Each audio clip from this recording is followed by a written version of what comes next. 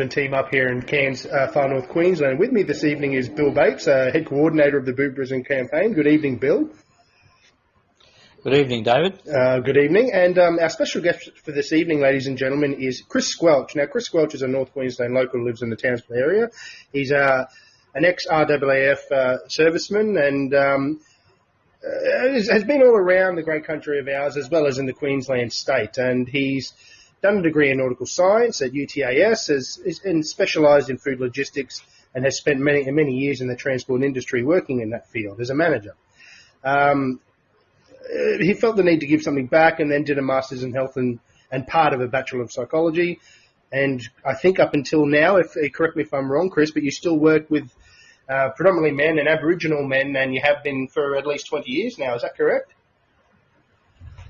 Yes, up until last year, I worked in this field, but I've become semi-retired at this point. Oh, mate, well, congratulations for your retirement, mate. Well earned, and especially with the varying industries you've touched in your lifetime, mate. It's lots of experiences there, I can imagine.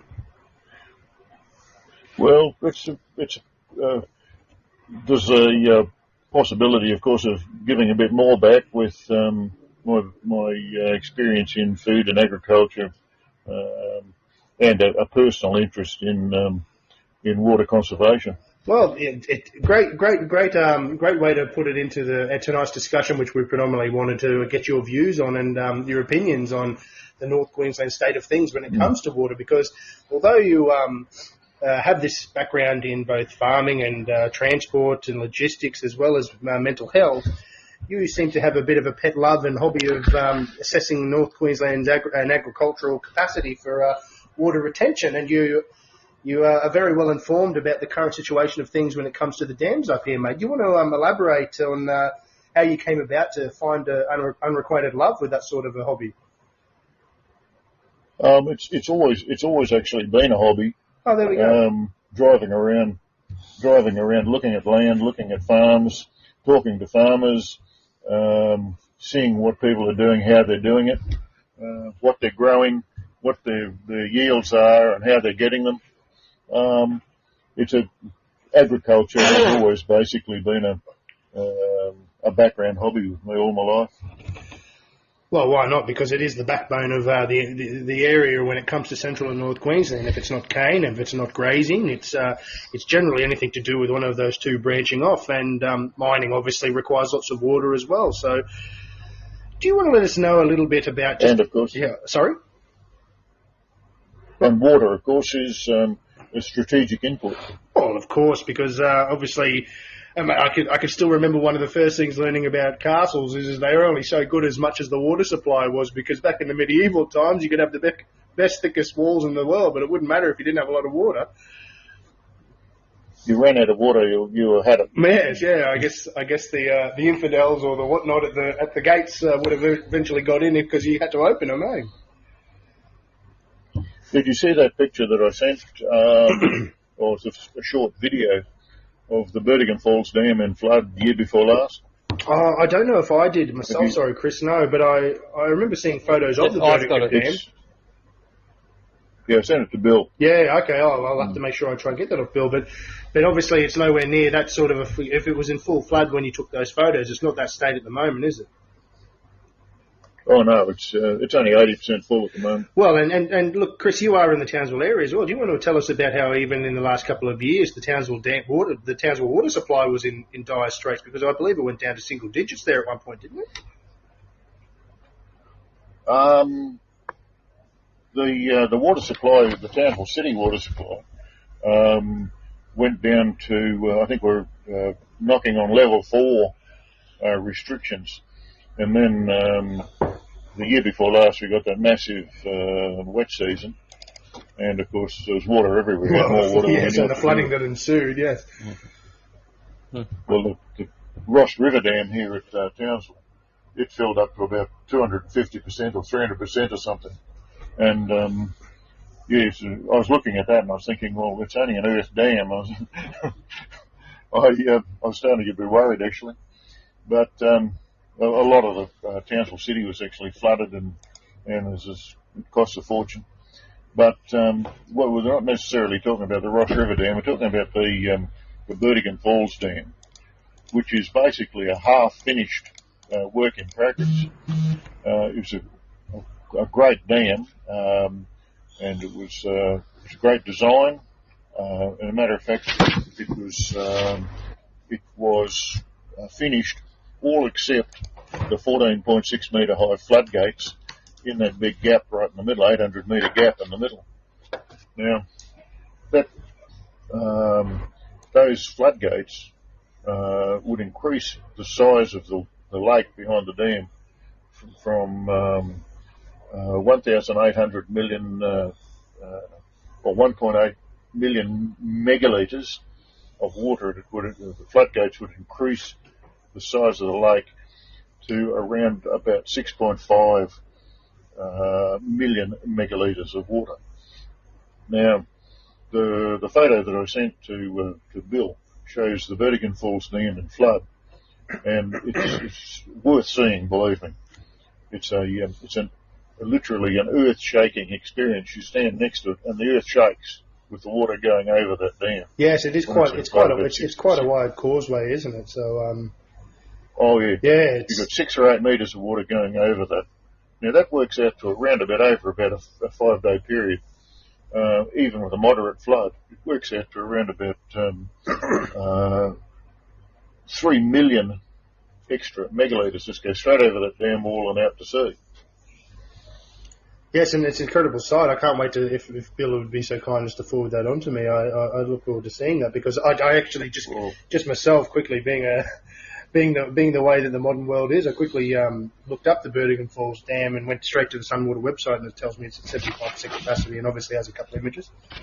And it has that information you outlaid. But listen, the Aborigines Falls Dam, and as amazing as it is a feat of engineering, as well as a very important water resource.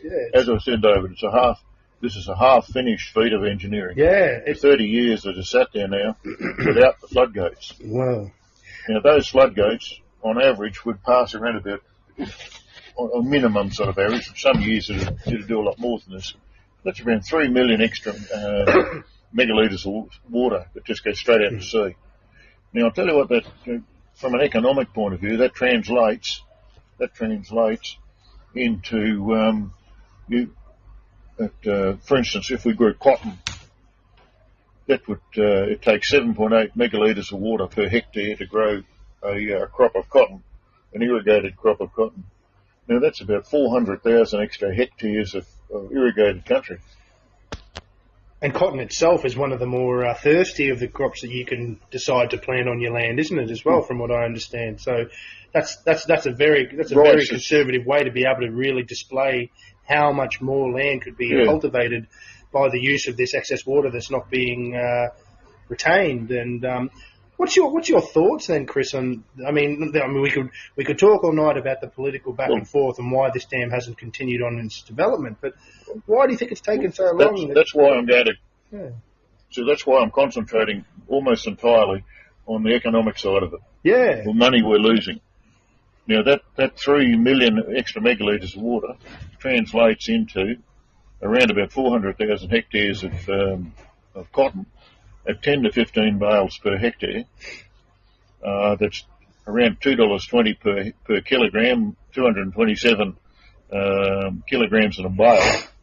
We're looking at a loss of around about $5,000 a hectare per year. You multiply that by 400,000. Looking at what?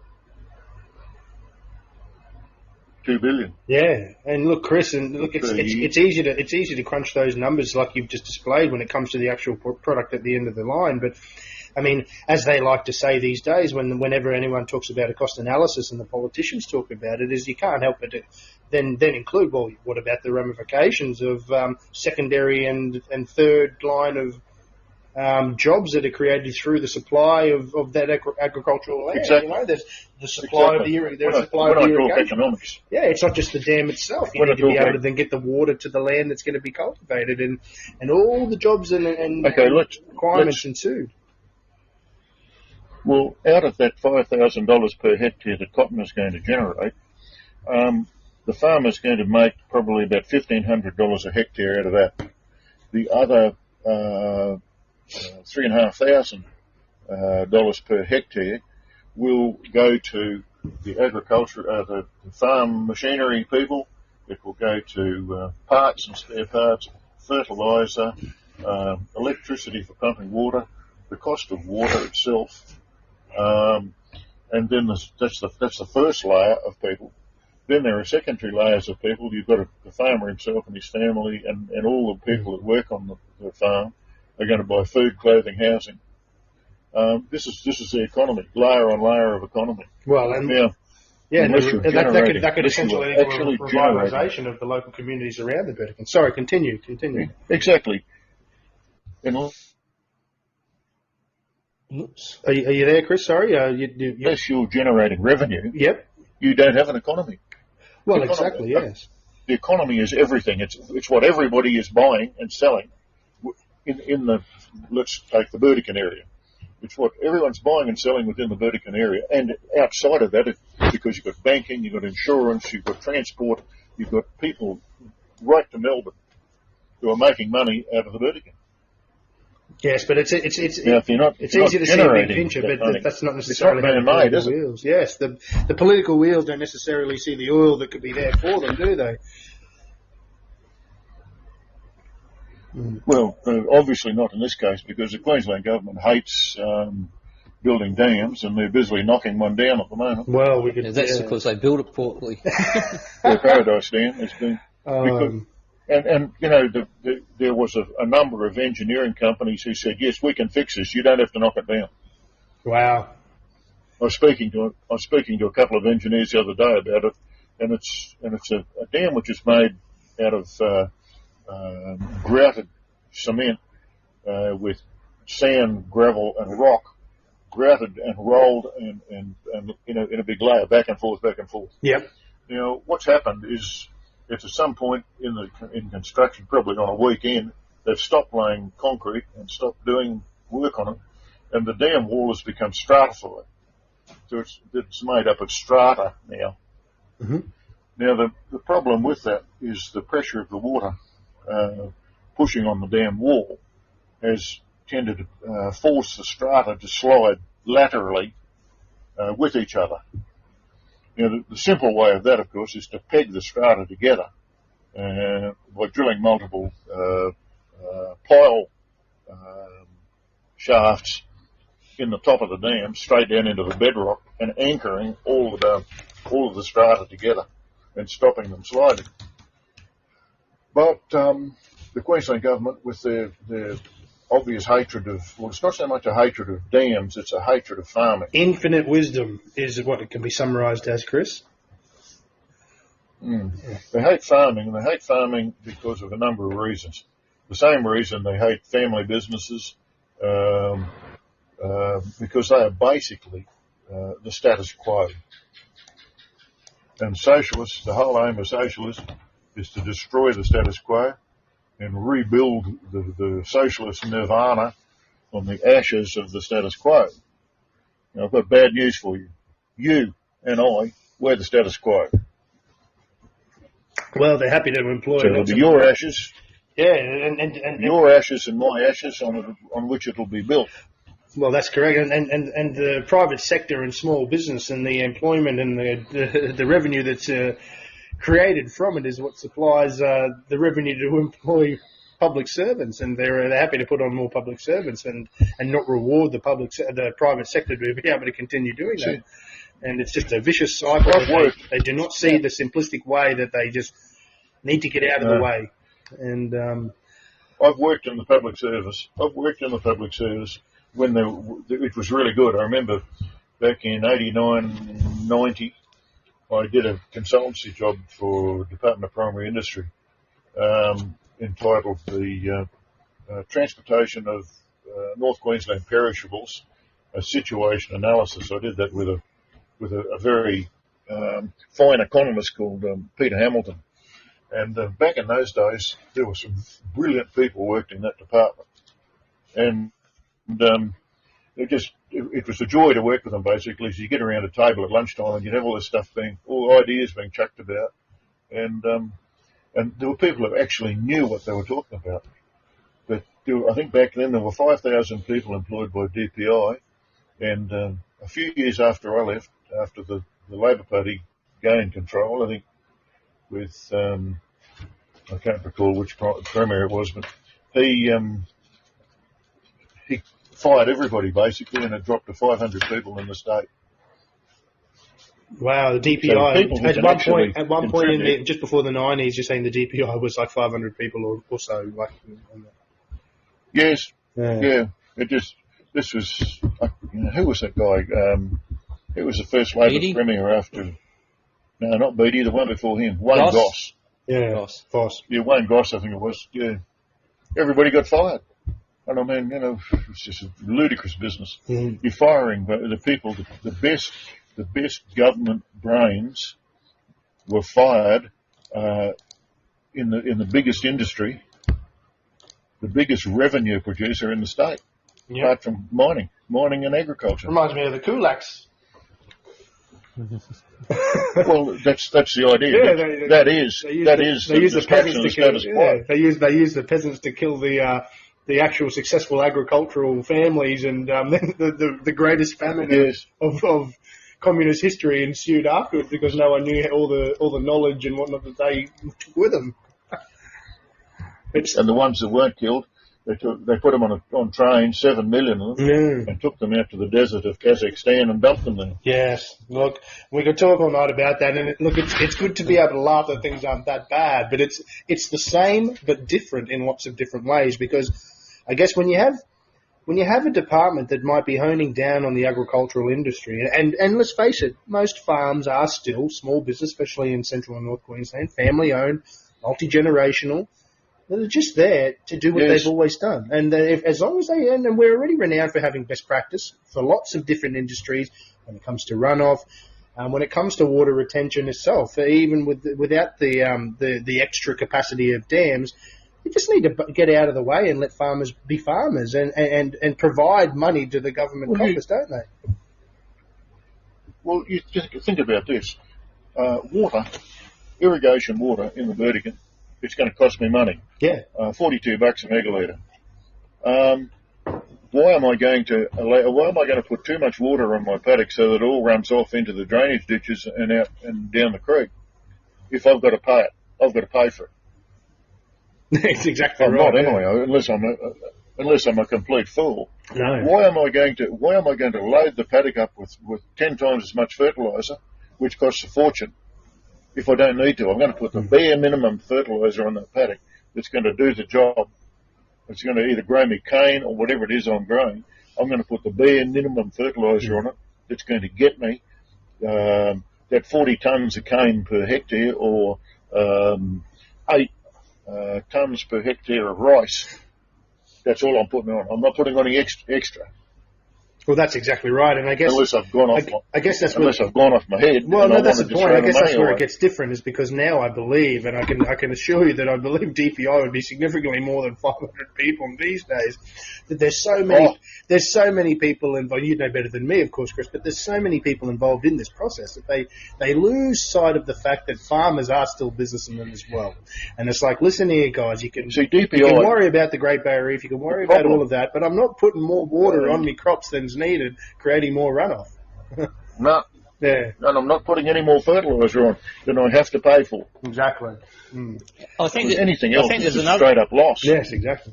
I think there's another thing coming out too, is this nanotechnology.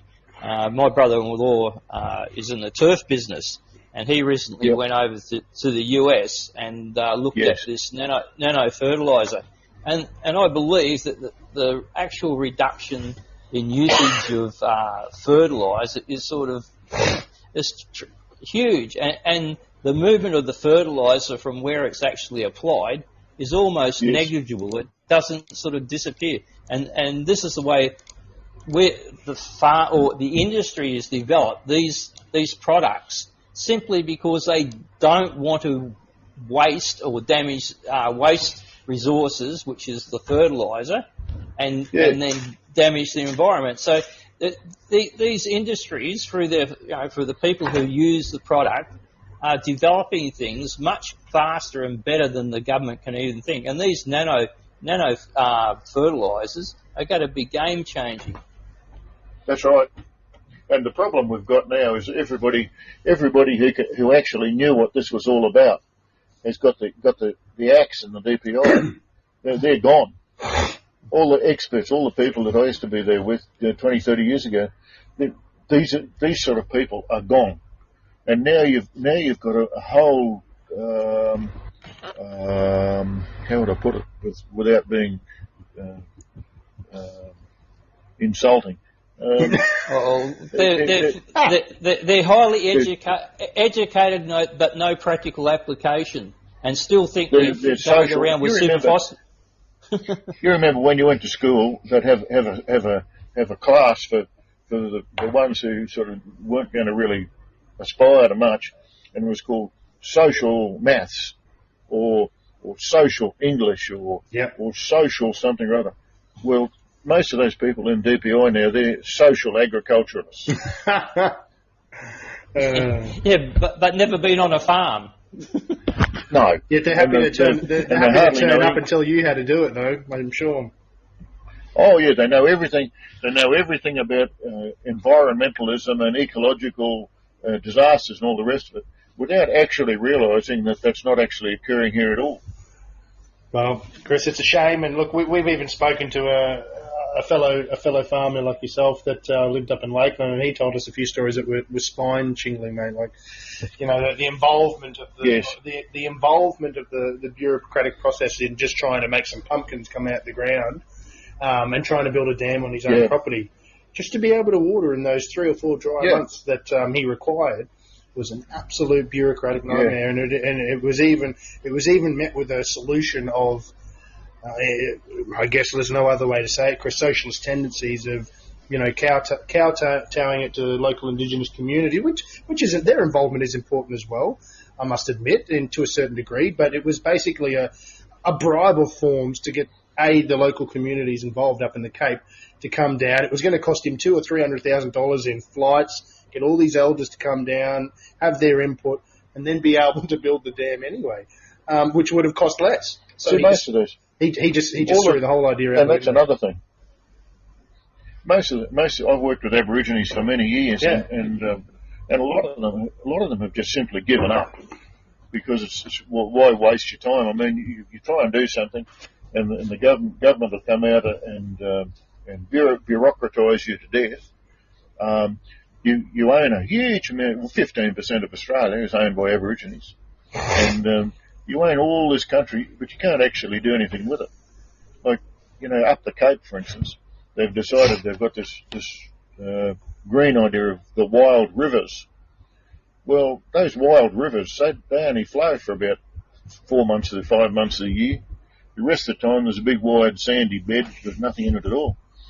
Now, if you put dams up the top end, or near the 2/3 the way up the river, on Mitchell, Gilbert, and a few of those other rivers up there in the West Cape, you would have a river flowing all year.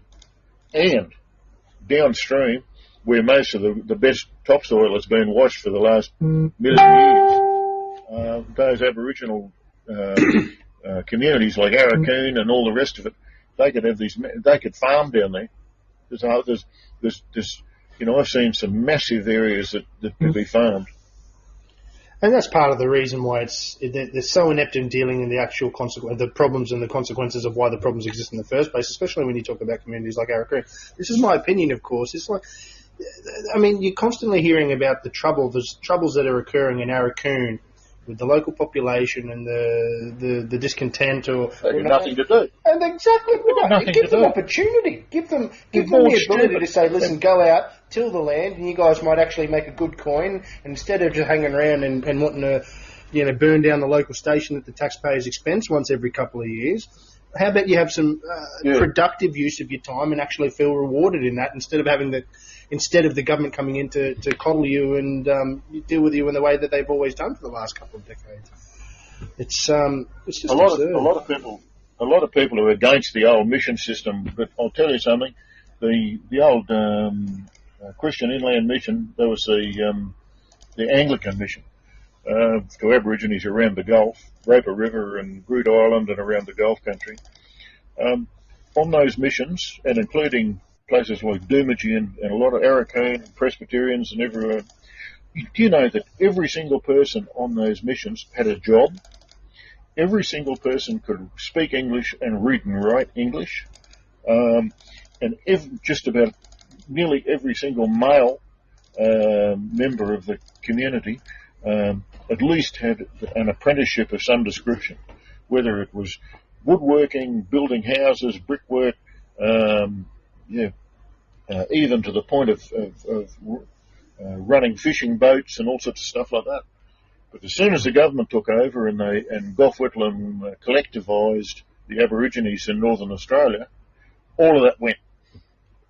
Yeah, and look, it's just an example of having a community that's got everybody has their role to play, and you could say what you want about the fact that you could say what you want about the fact that the missionaries were involved, but they did their good, because I know many stories of the missionaries and operated the same fashion up in Papua New Guinea, and they did their role and they did it perfectly, and the local community thrived in that manner that you've just described. And I guess you deal with the onset of it now, having dealt with Aboriginal men for the last 20 years in your profession as a psychologist before you've retired. I mean, you would see it from a day-to-day basis, wouldn't you? The lack of the lack of opportunity probably stemming into the fact that they have all the social issues that they have in those local communities now. Would you agree? Yeah, absolutely. It's a sense of hopelessness. Yes, and that's sad. They've lost hope. And I mean, it is really sad. I see men there who are quite capable, and when they are given the opportunity, like one of the programs that I ran in Kununurra in the Kimberley in Western Australia, this old bloke came and saw me one day, and his name was John Nelson. He was such a terrific guy, Aboriginal man, from down near Merredin in Western Australia. And he came and saw me and said, "I've heard a fair bit about you, and I want a word for you." I said, "What do you want to do?"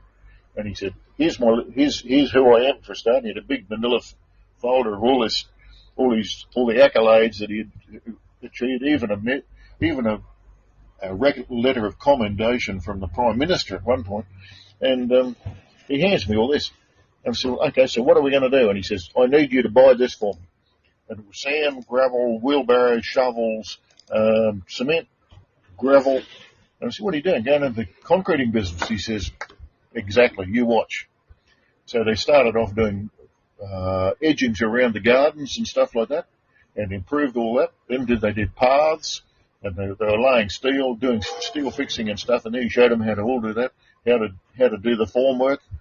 Then they did driveways, and then they moved from that to building houses. It's incredible, and all that's required is for these local communities to be given their chance to thrive and to provide an opportunity. Exactly, given an opportunity. Given an opportunity, and the young men. There was a young man when they were building one of these houses. He's still there, leaning on his shovel, and I'll jump back a bit. I went and saw them when they were laying, doing the driveway. I said, "Now, who are you guys?" And one of them said, "We're concreters." Now, that's very important for any man to be able to identify himself by his work. Now, it's a fat lot of good saying, "Yeah, I'm a drunk and I lie under a tree every day and horse about. That's all I do." Correct. Yeah, exactly. Yeah. Every single one, you identify yourself by what you do. I do too. Everybody does, and including Aboriginal men. Now, they used to be able to say, I'm a warrior, a protector of the tribe, and a man of the Kalkadoon people or whatever, and or Yunwi people. But they can't do that now because that's all been taken away.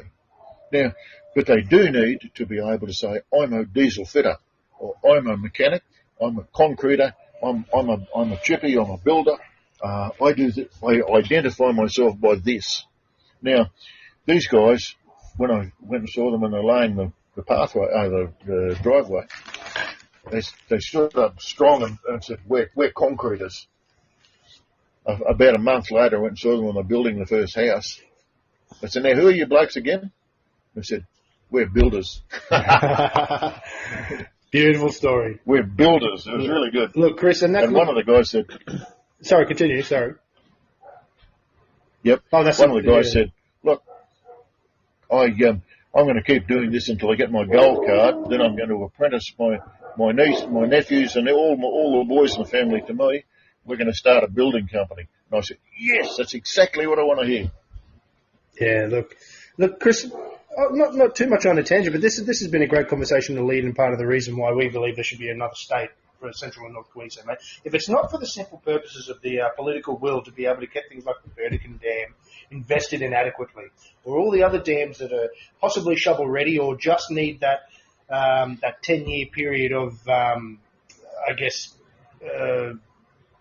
the planning and planning works done on what could be a potential dam done. If it's not sorry, it is. Yeah, go. Well, I agree with you entirely. Now, what it needs is the centre of things in Queensland is in Brisbane.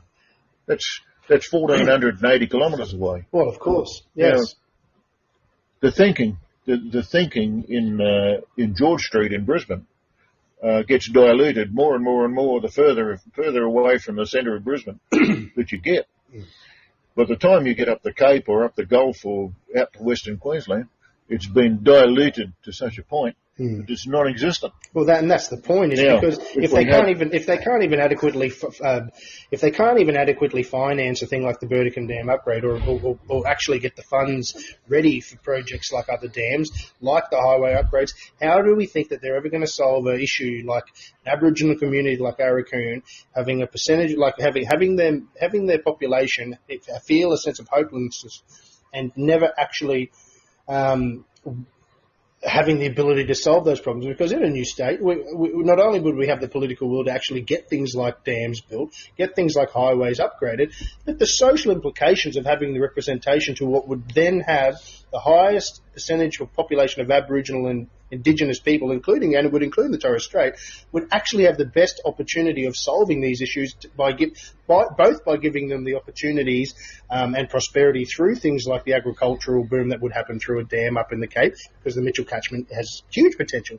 But it's not just about that. Right. This is the secondary and third flow-on effects of this fact that not only will they have their presence and their voice heard in a parliament, and not be coddled to from a far-off parliament in Brisbane, but the economic opportunity would be there, and then the will to solve their social issues. Both would coincide, and it would be a huge success for the Aboriginal communities, in my opinion. Mm-hmm. Yeah. A friend of mine down in the Burdekin, he's the biggest rice grower down there, Alan Mulangan, and Alan made the interesting comment one day. He said, it's not just all about me growing rice. He said he was down at the rice mill the other day, and he said there were, I think, 16 men employed there. And he thought, if I wasn't growing rice, these men wouldn't be employed. And that's what I'm talking about. When I'm talking the economy, it spreads out. It's not just about what's being produced on the farm, or it is about what's being produced on the farm, but it's not just what the farmer ends. I think a lot of people think that the farmer ends up hanging on to the whole lot.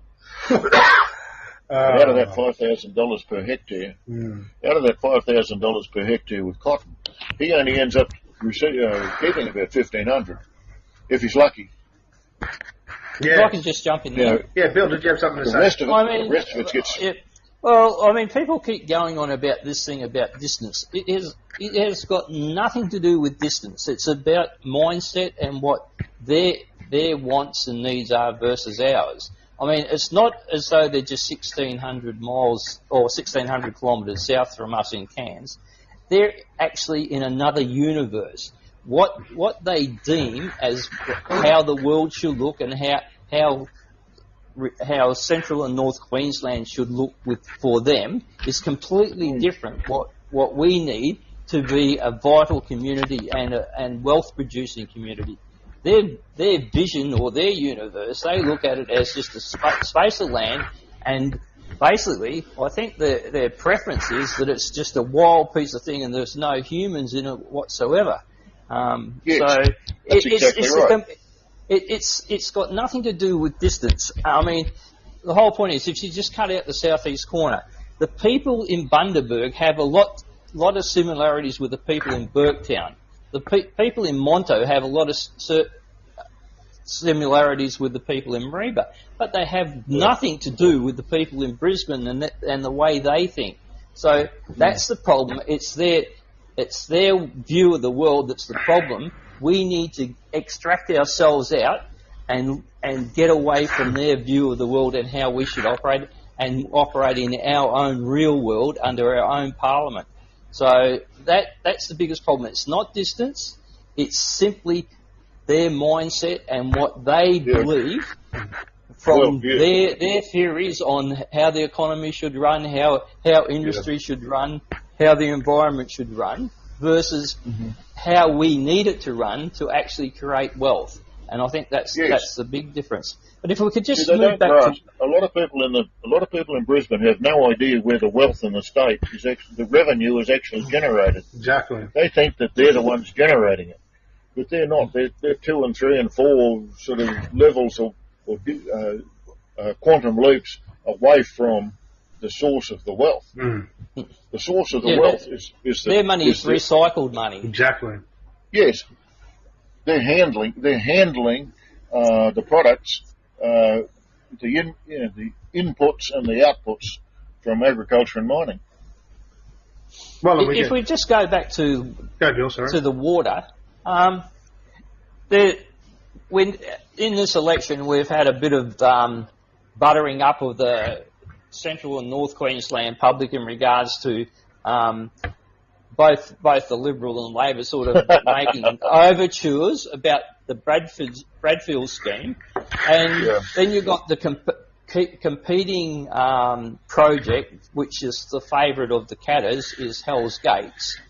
And my understanding from the Bradford scheme, if you go back to its original concept, it was nothing to do with benefiting North Queensland. The idea was to get water from North Queensland and get it south as far and fast as possible for their benefit.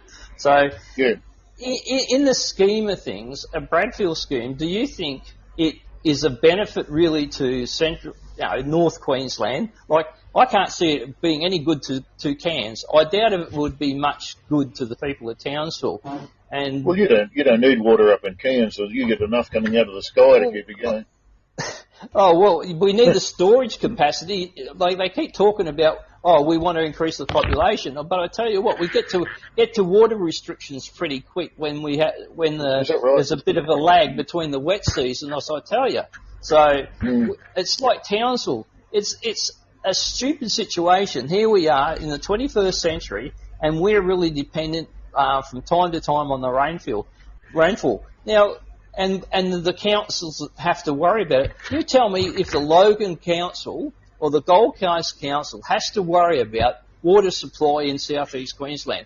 I mean, their only thing is to make sure it's distributed and collect the water rates. That's about it. But as for storage, and that's completely the responsibility of the state government through, is it the southeast water down there or whatever it is. And up here, we seem to be stuck with a lot of the problems. But can you just sort of give us a bit of insight of the different projects and their competition, sort of like the Bradfield scheme versus Hell's Gate versus the Vertican, and how? Well, I'll tell you a big. Don't quote me on this. We just had a contribution from one of the listeners as well, saying that Tinaroo is actually now all allocated. So another dam actually needs to be created for more available water, I think. Yeah, well, I've got the dam for you. Oh, so here we go. Yep. The Bradfield scheme won't work unless there's a dam put on the Herbert River. And water from the Herbert is shunted into the upper Burdekin, into the Hell's Gate Dam, and then I'd prefer to say it piped, but channeled or piped the modified Bradfield scheme would only take water to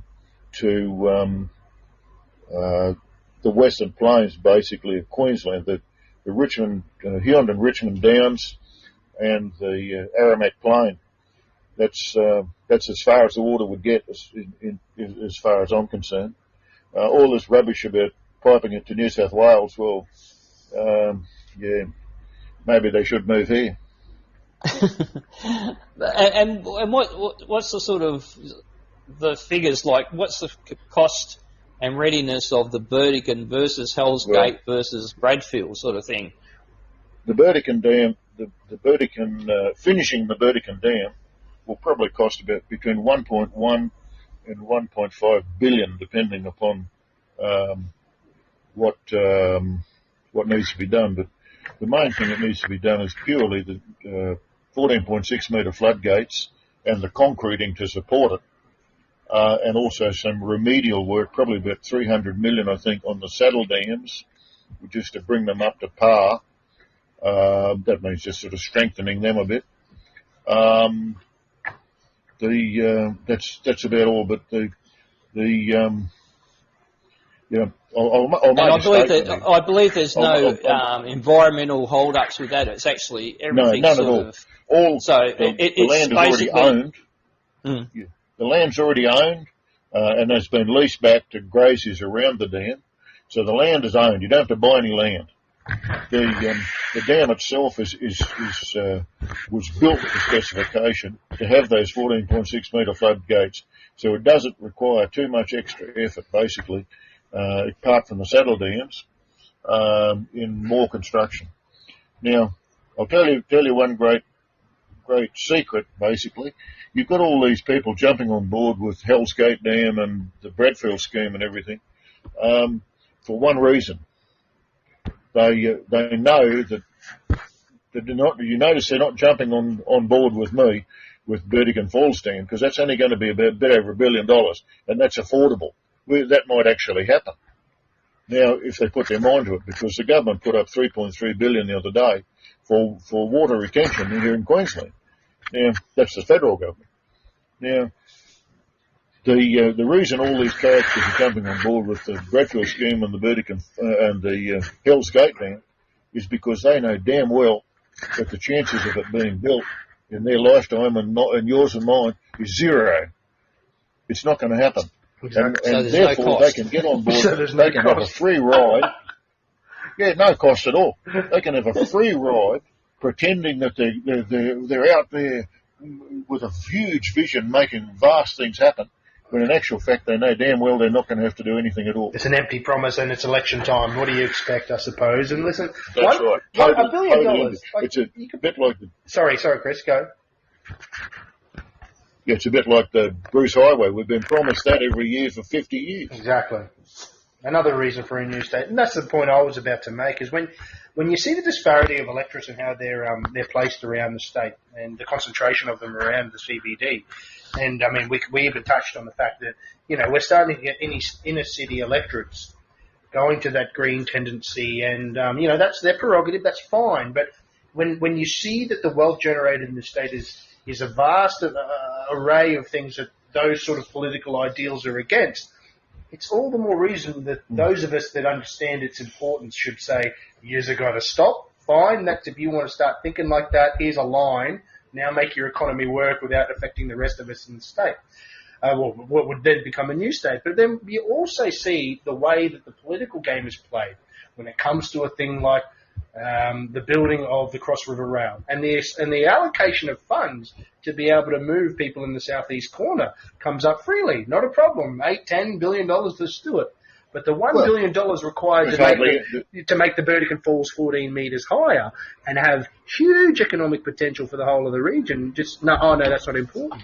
There's not many voters in the Burdekin area, or many electorates, I should say. Yeah. But I guess that's the point. How do you guys live in the fact that this would make huge economic potential happen and make more revenue for greater infrastructure spending? Don't worry.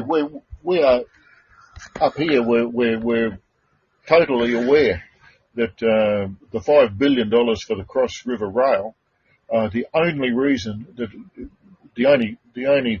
reason we can see for its or purpose for its existence at all is it's going to get the people in South Brisbane and in West End, it's going to get them home 10 minutes early than they do now.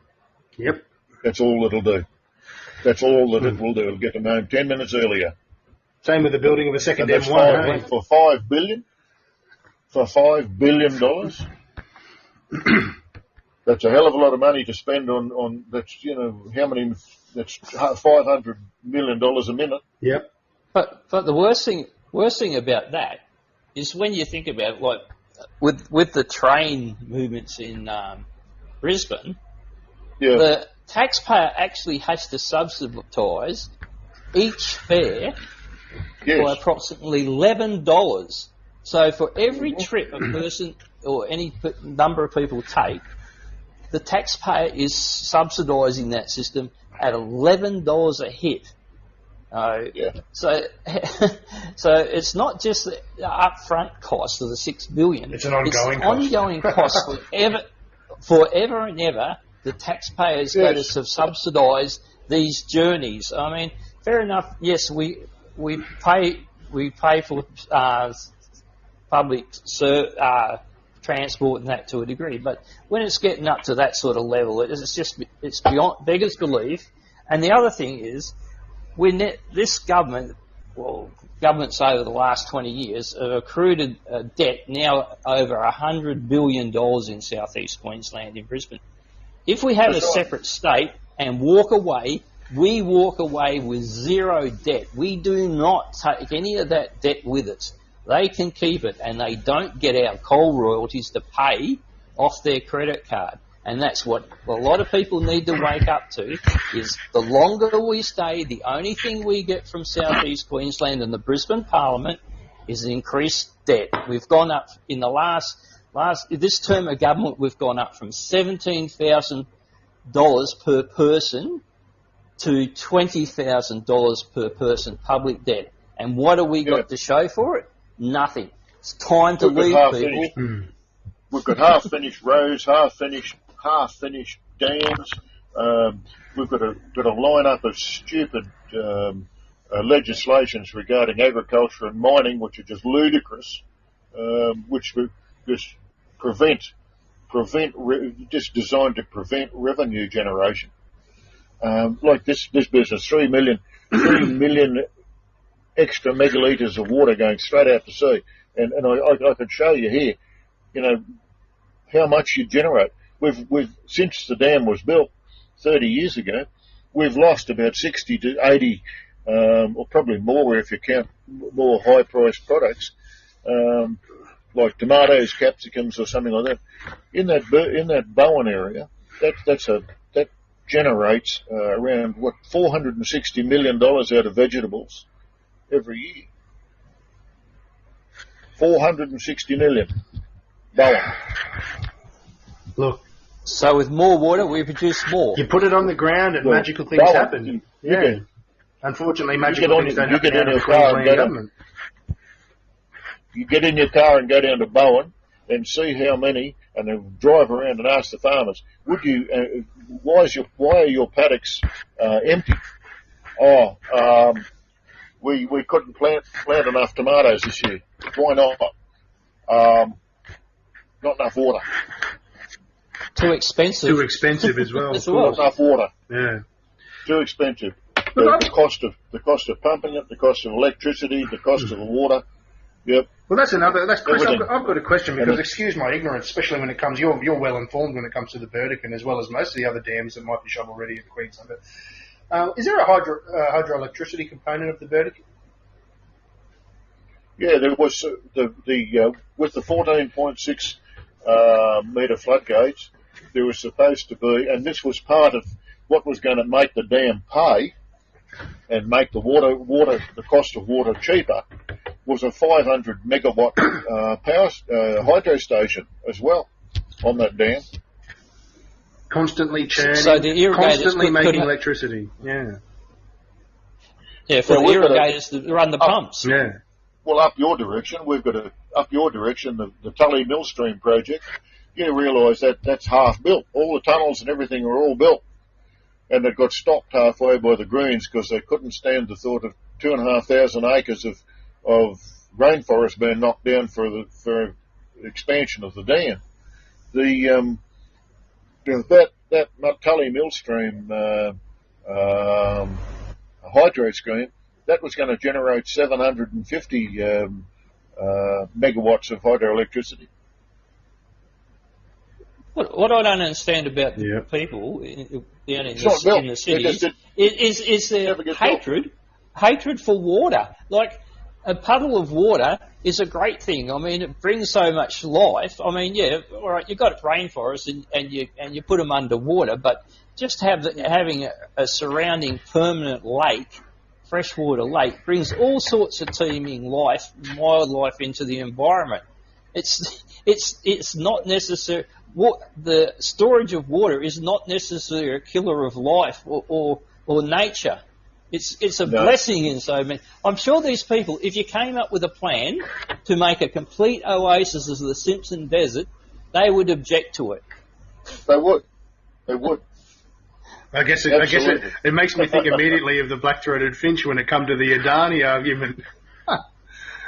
It's like it is a bird. It is a bird, and it can literally fly anywhere it wants to bloody go. And I know it might. It might be its natural habitat or environment in that general area, but it's not like they're ripping every single tree down in the acres that they would subsequently own. And I'll tell you something. Out there, and where that Adani mine was going to be, the addition of water into the equation would have meant that there would be more finches there than ever before. Exactly.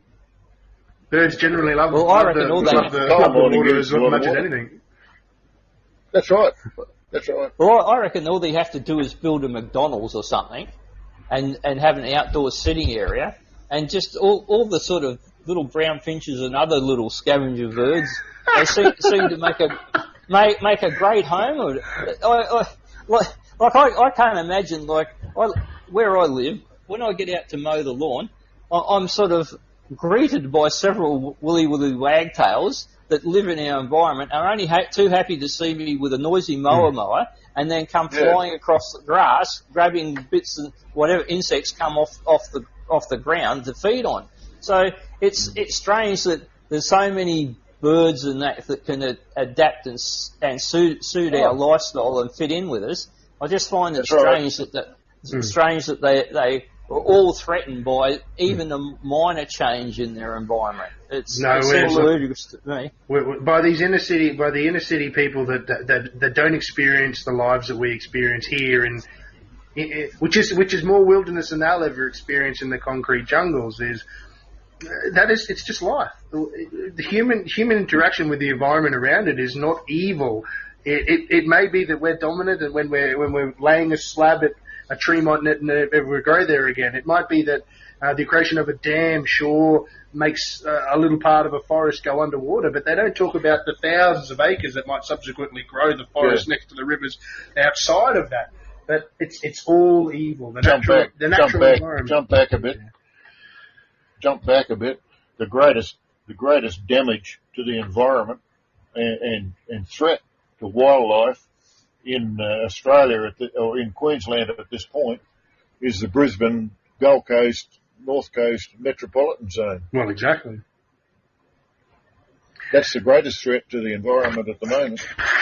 So the destruction of their own environment warrants the locking up and lack of development of the areas that do need development. And it's an absurd train of thought, and it's part of the reason why we just need to drop the whole southeast. Because they've only got, you see, that's because over the last 30 years they've only learned social science, social English, and social maths.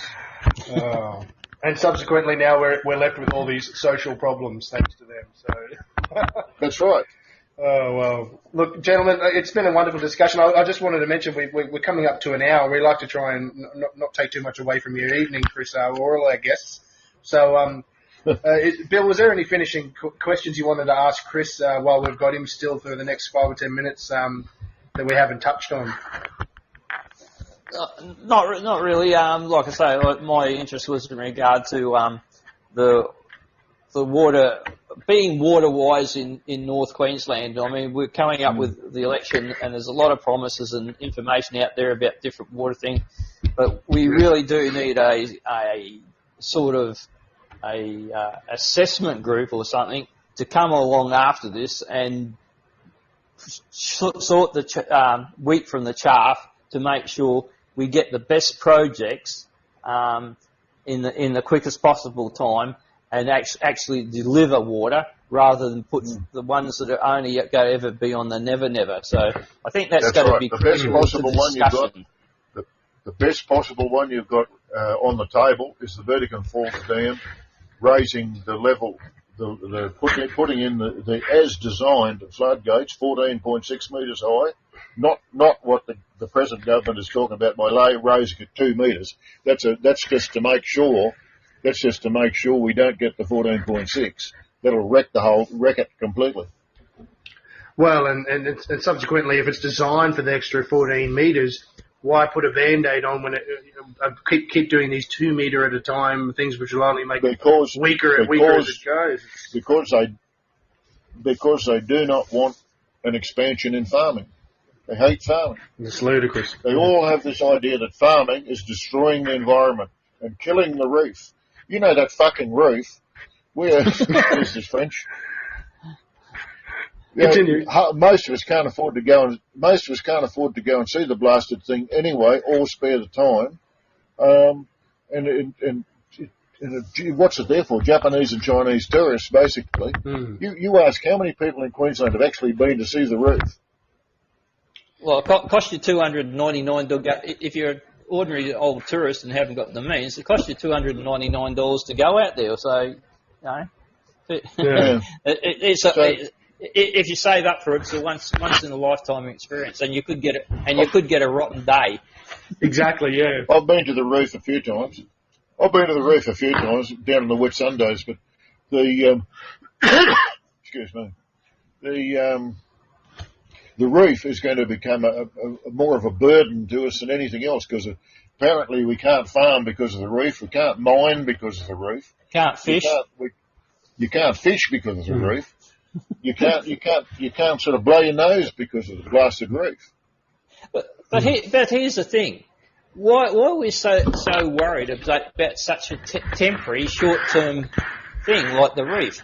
I mean, a lot of people don't understand that the reef is only Dr. Peter Ridd hit the note. Here's a JCU guy who got the flick because we're well acquainted with Peter, JCUs.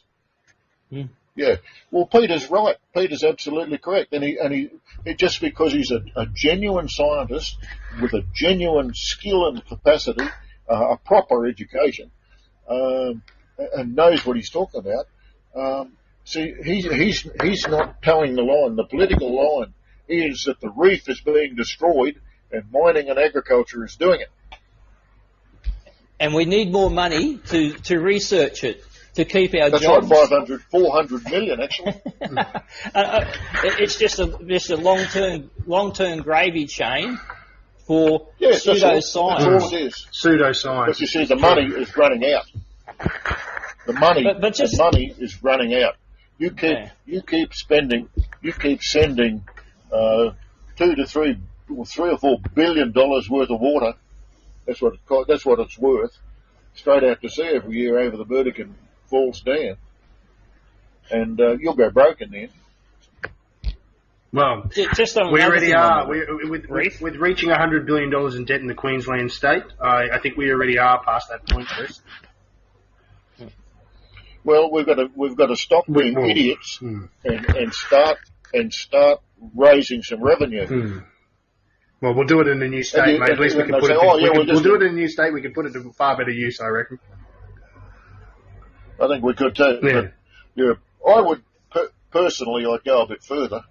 I'd draw a line across Australia at 25 degrees south, and I'd start a new nation. I wouldn't start a new state. Just get rid of a lot of them, you reckon? All that bunch of idiots, the socialist idiots in the south. Get rid of them. They can do what they want down there. Anybody down there who wants to get a life, who has a vision, who wants to do something positive for the future, come north. I think come north, young man. You come north. It's like the old American go west. Look, I think you'd find the greatest Go migration. west, young man. I think you'd find the greatest migration of people ever in recent mind would find themselves going south to north.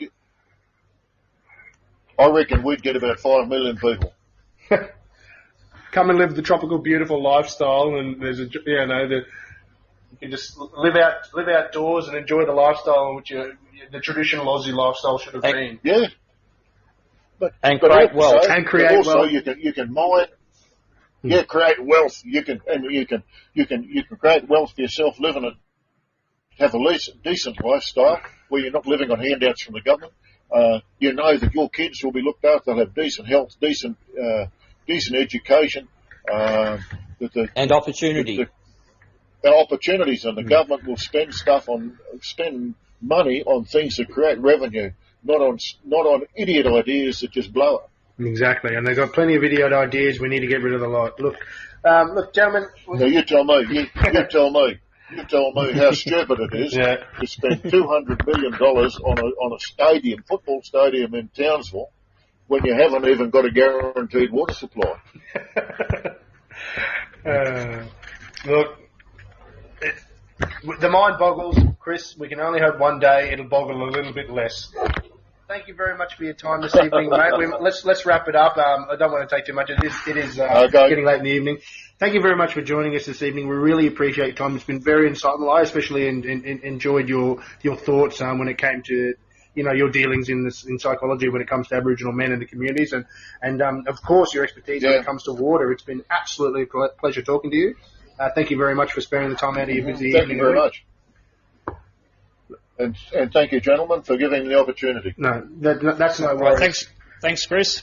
Thank you, Bill. Thank you. Listen, for those that are listening, my name is David Young signing off. If you want to learn more about the campaign to create a new state, you can visit bootbrisbane.com and learn a significant amount of information and more about how it's viable and how it can happen. And especially leading up into the state election in a couple of weeks in Queensland, learn who you should be voting for. Likewise, we have another show which works in tandem with us that operates on a different evening. That's Matt Maloney in the Northern Vibe, and you can tune in on him on Monday evenings at 6 p.m. I believe it is. You'd have to look him up on his Facebook page just to confirm that, because it's Northern Vibe, Matt Maloney, and he has other interesting guests, just like we had this evening with Chris.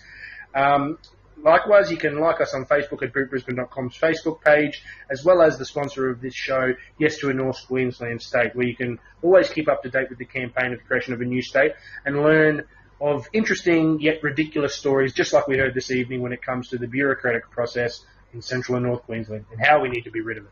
So with that, gentlemen, again, thank you for your evening, and good night, everybody, and speak to you next week. Good night. Thank you very much. Good night. Good night, David. Good night, Chris. Bye. Good night, guys. Good night, mate. Good night.